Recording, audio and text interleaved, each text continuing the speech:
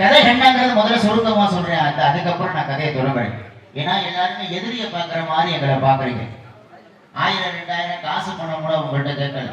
இந்த நாடகத்தோட முக்கியத்துவமே ஏன்னா மகமாய நாடகங்கிறது 7 தெய்வத்தையும் இந்த ஒரு மந்தைகளை 7 பூங்கரகமாக வைக்கப்பட்டு 7 தெய்வத்தையும் இந்த ஒரு மந்தைகளை சாமிகள் இருக்கும்.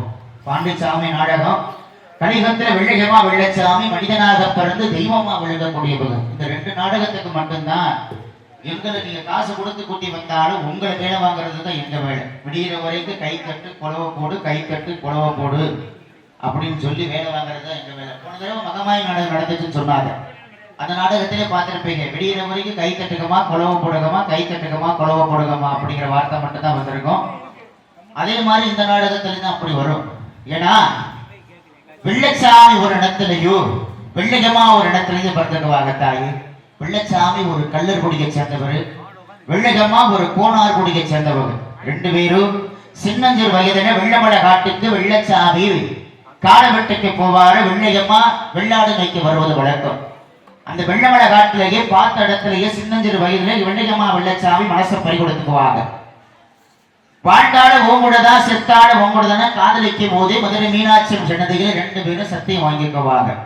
சத்தியம் பண்ணதிலிருந்து வெள்ளச்சாமி அவங்க அம்மாவுக்கு உடம்பு சரியாத காரணத்தினால அவங்க அப்பா சேதுபதி ஆகப்பட்டவை கோலாட்டம், கும்மி ஆட்டம், ஆடுபடி ஆட்டம், ஒயிலாட்டம், சிலம்பாட்டம் என்று சொல்லக்கூடிய இப்படிப்பட்ட ஆட்டத்துல சிறந்து விளங்கக்கூடியவன் இந்த வெள்ளச்சாமியோட அப்பா சேதுபதி ஆகப்பட்டவன். அவருடைய குழல் தொழிலான ஒயிலாட்டம் ஆடுறது, ஆடுபடிக்கு போறது, சிலம்பாட்டம் ஆடணும். தாய்க்கு உடம்பு சரியில்லையே, தாயை காப்பாற்றணுங்கிறதுக்காக 15 வருஷம் வெள்ளையமாலை பட்டு தன் தாயை காப்பதற்காக அப்பஞ்சத்திலேயே செஞ்சுக்கிட்டு வெள்ளையசாமியும் வெள்ளையமாலை விட்டு போயிடுவாரு. சத்தியம் பண்ண காரணத்தினால வாழ்ந்தாலும் ஓங்கூடதான் செத்தாலும் ஓங்கூடதான் சத்தியம் பண்ண காரணத்துல 15 வருஷம் கழிச்சு வெள்ளையமாலை தேடி வெள்ளச்சாமி போவாராத்தான். வெள்ளையமாலுக்கு கூட பிறந்தபோது அண்ணன்மார்கள் 7 பேர்.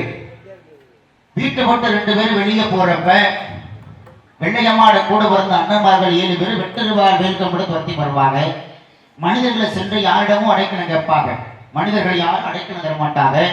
ஆதி காலத்துல இப்ப மதுரை பாண்டிமுனி தெய்வம் இருக்கிறது மேலமட எல்லைகள அந்த சிவகங்கை சீமை சிம்மக்கள் ரோடு கரப்பாய் உருணி மேலமட எல்லைகளை குடிகொண்டு மொட்டை கோபுரங்காத்த புத்தங்குடி மதுரை பாண்டிமுனீஸ்வரனாக காட்சி அளித்திருக்கக்கூடிய மதுரை பாண்டிமுனி தெய்வத்துக்கிட்ட போய் இந்த வெள்ளையம்மா வெள்ளச்சாமி அடைக்கலம் கேட்பாங்க.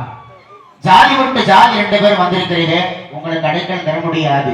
இருந்தாலும் என்னை நாடி வந்த காரணத்தினால அந்த காலத்துல அந்த பாண்டிமுனிக்கு சன்னதிக்கு அருகாமையில் 7 கண்ட பாலம்னு ஒரு பாலம் இருக்குதாத்தான்.